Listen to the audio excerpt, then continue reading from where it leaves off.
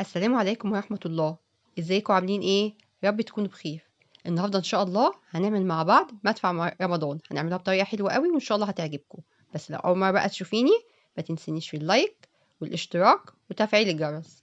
نبتدي ونقول بسم الله.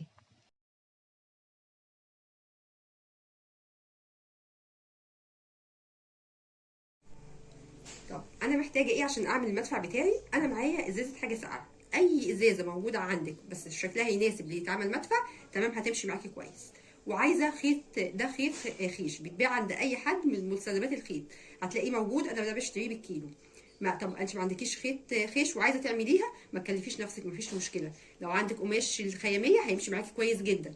ما عندكيش قماش خياميه، في الاستيكر الخياميه هيمشي كويس. ما فيش اي قماشه لونها حلو وشكلها كويس هتمشي معاكي كويس برده. هنحط لها شويه استيكرات وعلى شويه اي حاجه فرنشات كده، هتبقى شكلها حلو ان شاء الله، هتبقى زي الفل.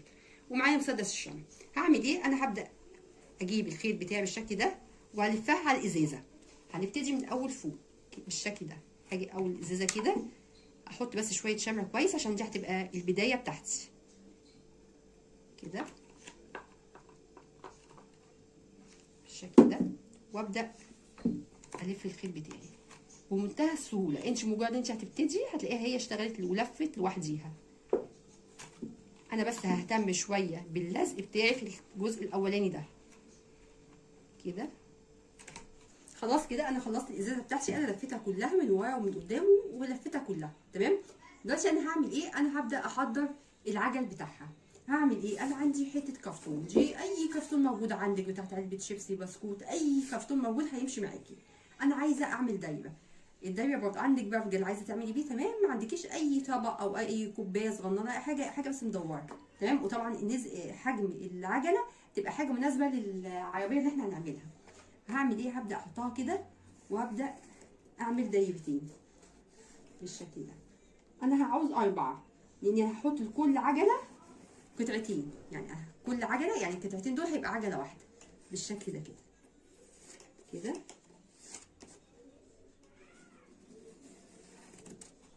وهبدا ان انا اقصها كده. هعمل ايه تاني؟ انا بعد ما اقصها هلزق الاتنين ببعض، يعني باستخدام الشمع هبدا الزقهم ببعض عشان انا عايزاها برضه تبقى ماسكه نفسيها وما تبقاش رفيعه وما تتنيش معايا بسهوله لان هي هتقف عليها تمام كده تمام. انا هعمل ايه؟ انا هعمل 4 لكل عجله 2. هقص ال4 وهلزقهم ببعض، يعني هلزق كل 2 مع بعض خلاص كده. بعد ما قصيته انا قصيت قطعتين، وكل قطعه انا لزقتها بس بشمع او بغيره اي حاجه موجوده عندك، المهم تبقى 2 في بعض بالشكل ده. هعمل ايه؟ اي حاجه مدوره، انا عندي دي التيب بتاع اللي انا بعمل بيه كريم شانتيه بتاعي، هعمل بيه اي حاجه بقى عندك مدوره هنقيسها. انا عايزه اعمل فتحه مدوره من النص، وممكن تستغني عن الخطوه دي وتسيبيها مقفوله مفيش اي مشكله كده. هنخليها بس موصله، تحاولي توصليها عشان متبقاش حته وحته. ونبدا نعمل الدايه بتاعتنا كده كده هنا. وهنعمل برضو في التانية كده بالشكل نفس الموضوع كده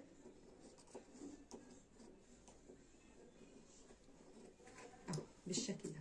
قطعتين كل قطعه عامله فيها دايره. هعمل ايه؟ انا هفرقها باستخدام بقى قطع او بالمقص اللي موجود عندك او الاسهل ليك اعمليه. هبدا افرخها ونيجي نشوف هنعمل ايه تاني.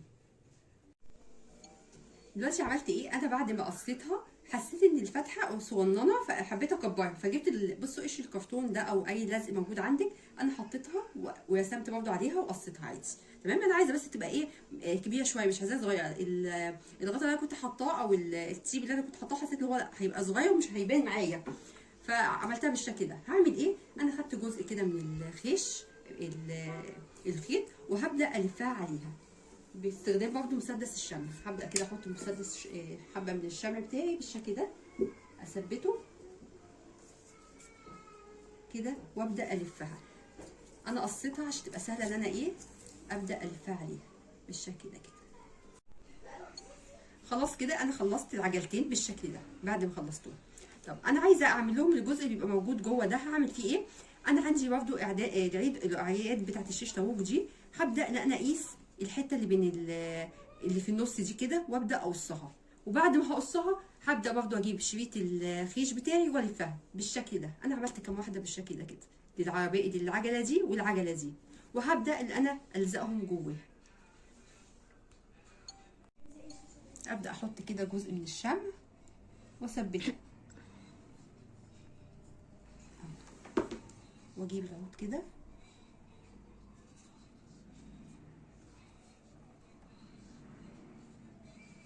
وهاخد برضه الجزء التاني وهركبه عليها كده بالشكل ده. هنزل دي شويه كده.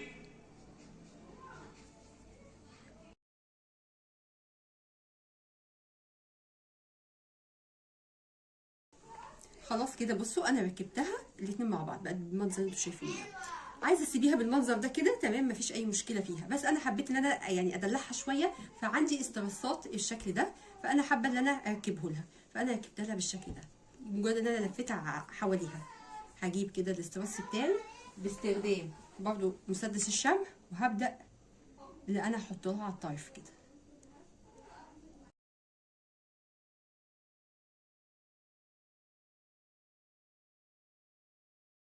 كده انا خلصت العجلتين بتوعي. بصوا المنظر بتاعها ما شاء الله جميله وهاديه وزي الفل.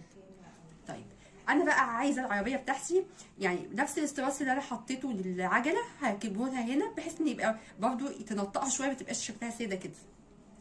اجيب نفس الاستراس اللي انا حطيته ده وهبدا احط لها.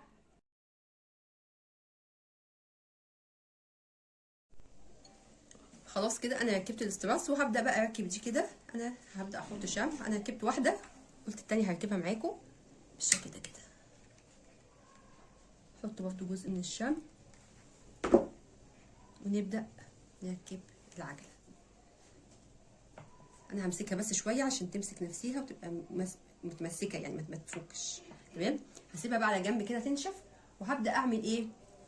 العود بتاع الشيش طاووق ده هبدا استعمله. انا عايزه اعمل لها عمود هنا بحيث يمسكها. تمام، انا هبدا اخد المسافه بتاعتها يعني كده مسافتها، فهبدا اقصها بالشكل ده كده، وهجيب المقص بتاعي وهبدا اقصها بالشكل ده. ناخدها تاني كده، نبدا يعني هي المسافه كده، نبدا نقص كده. بصوا العود ده تخين شويه، لو العود بتاعك رفيع اعملي اكتر من واحده. انا هعمل عودين بس. هي بص مجرد انا اقطمها كده تتقطم معايا بسهوله. واخد جزء تاني كده وهبدا اقصها بالشكل ده. وهجيب بقى عندي الخيط بتاع الخيش اللي احنا استعملناه، هبدا الفه بيها كده. وهشوف انا هشوفها كده، ممكن نعمل واحده ثالثه تبقى ماسكه نفسيها اكتر. متهيألي كده 3 هتبقى احسن. تمام، هقصها برضو كده.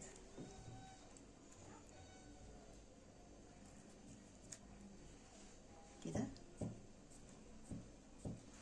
انا بس مجرد كده، مجرد انت بتدوسي عليها بتتقطم معاكي بسهوله كده. وندخلهم التلاته مع بعض كده بالشكل ده كده. وابدا بقى برضو بمسدس الشمع هقفلهم كده. بسم الله.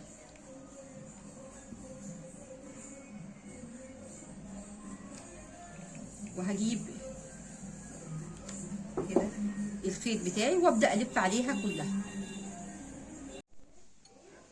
خلاص كده انا لفيتها تمام. هبدا ان انا اركبها في العربيه بتاعتي بالشكل ده.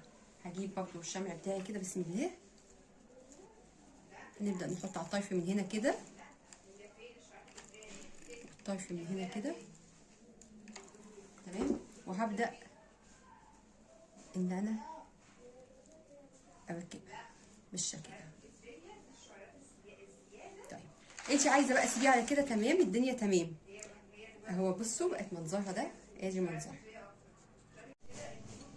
خلاص انا بقى عملت شويه نجوم كده. عندك ورق فوم هتتعامل بيها، اي ورق ذهبي عندك هتمشي معاها كويس. عايزه تستغني عن الخطوه دي برده مفيش اي مشكله خالص، لكن احنا بنعمل حاجه زياده يعني بنحليها زياده، يعني هي حلوه وبنحليها اكتر. فانا عامله لها دي كده وهبدا ان انا الزقها. احط جزء برده من الشمع كده بسم الله.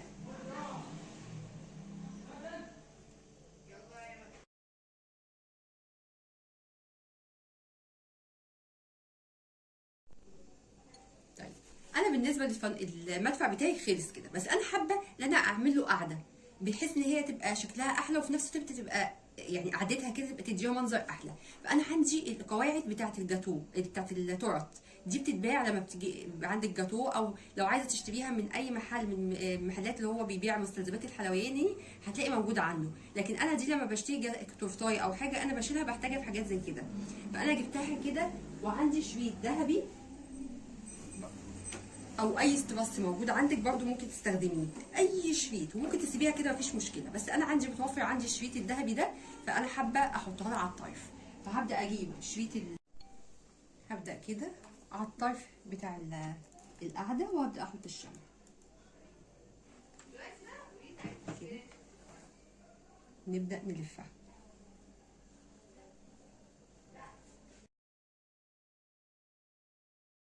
كده.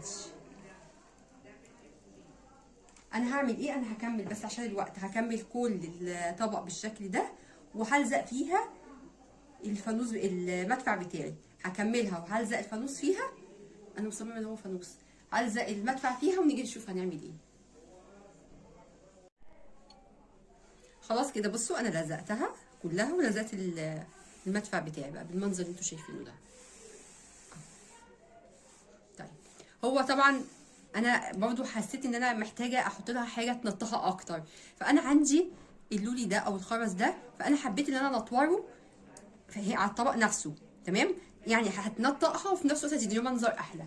فانا هجيبها كده بسم الله وهبدا الزقها، ومش هلزقها بشكل انتظامي، انا بشكل عشوائي كده بالمنظر ده كده على القاعده كلها كده. اي حاجه برضو عندك كده انت يعني وانا شغاله، يعني انا ما كنتش مرتبه لها والله ان انا اركبها، بس انا حسيت هتبقى احلى فحطيتها.